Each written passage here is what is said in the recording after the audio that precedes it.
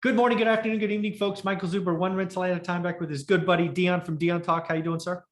Howdy, doing great, Mark. Ready for round three. Yep. So I want to set the stage. This actually came from the Three Amigos, or it might have come from my private group. I don't remember, but let me set the stage and see what you would do. Okay.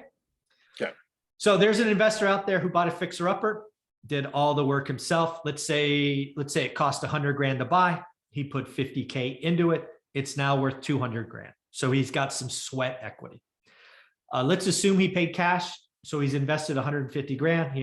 It's now worth 200. The question is, what should you do? Should you sell it? Let's say you've held it less than a year. So you haven't hit the magic 1 year mark. The market's hot. You probably could get 210, 215 in this market because things are going over, because it is dialed in. Or your vision was to make it a rental. Should you lease it up and do a cash out refinance, get some 30-year money, maybe cash flow, I don't know, let's say 300 bucks. Let's say you get back 90% of your capital. So you leave 10 grand in the deal. So if you have more questions, ask them, but that's the kind of setup to start with. I have a jaded opinion. Sure, please. I've never met an investor who said, I'm glad I sold that property. There are times when, yes, the turnover might suck at a property that you've had for a while and the return is not good, but 5, 10, 15 years later, that property is worth 2 or 3 times the amount you paid for it and is now cash flowing for somebody. So I've never sold a property.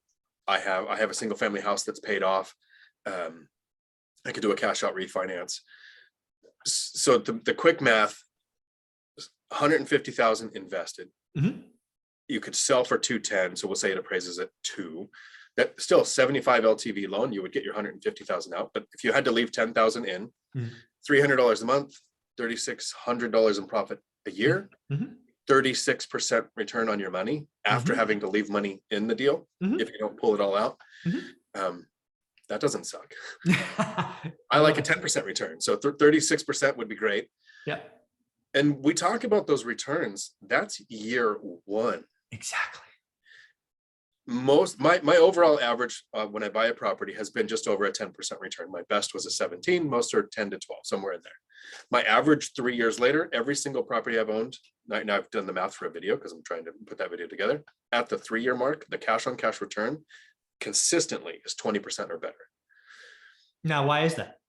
Because rents go up, some I refinanced because rates came down. Mortgages stay the same.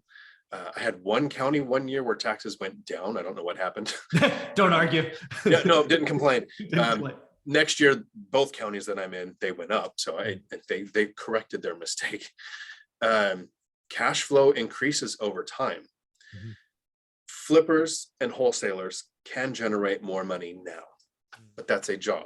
If this person sells this property, the money stops coming in unless they have a place to put that money to work. So that's always the decision for me. Even on, they've invested 150,000 of their money.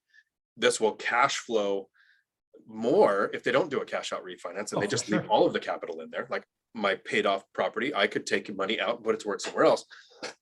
Do I have a place to put it to work where the return is big enough to justify the investment where it's at and the added expense of having debt on that paid off asset?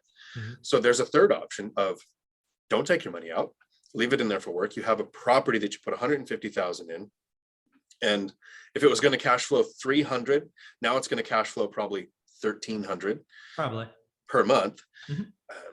So I don't know if I'd have to do the math if the return is bigger or lower. It's probably lower, but it's on a bigger number. So it might be more meaningful. It's probably 12 or 13 given that math. But yeah. Right. So in a situation like mine, where 100% of W-2 income is saved for the next investment, and about 65% of rental profit is saved for the next investment. So what is my savings rate? Was that 165%?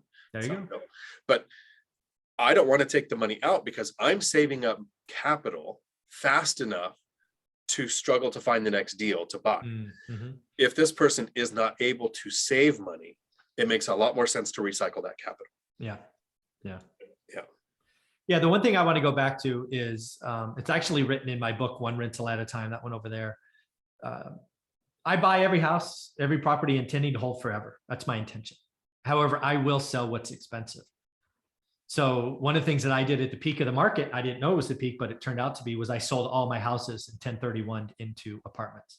So sometimes that was the question that actually I responded to, whether it was Three Amigos of FI or our group, was tell me about other deals in your market, right? If you can't find a deal, then, you know, why sell, right? Why get all of that capital to just sit there? But for me, when I did sell, right? So I was glad I sold those 8 homes in 2006 because I was able to put it into 80 units that were underappreciated. And then B, my prediction about values going down was right. And oh, by the way, they were 75% lower 5 years later. So it is true that if I held those 8 homes, they would be worth more today. But it is also true I'd still be working because those 8 units would not have replaced 2 6-figure income. So what I would tell somebody is what are you going to do with the money? And don't sell unless you know where you're going to put it. So that's kind of the answer I gave as well. Right. Yes. And I agree. Don't sell unless you know where you're going to put the money. And in my opinion, don't cash out refinance unless you know where you're going to put the money, especially when your portfolio is newer and you only have a few rentals. If you have a massive portfolio, over 187 units, and you need that what do they call it, dry tinder, you want your pile of cash ready for what's going to happen in the next few years, where you're pulling out equity, that totally makes sense. Right. So it depends on this person's size of their portfolio. Mine's small enough to where I still haven't, even with the good peer pressure that I'm getting from successful investors, I haven't done the cash out refinance yet because 2 things. I haven't found the place to put the money to work. Right. And I talk about this on my channel. My goal is that my next property costs over $1 million. There's a price tag over $1 million because I want to put my money where my mouth is. And what I keep saying is I wish my properties cost more. When I first started investing, I was looking for the cheapest property that I could acquire. And you say it often, you can go broke buying cheap.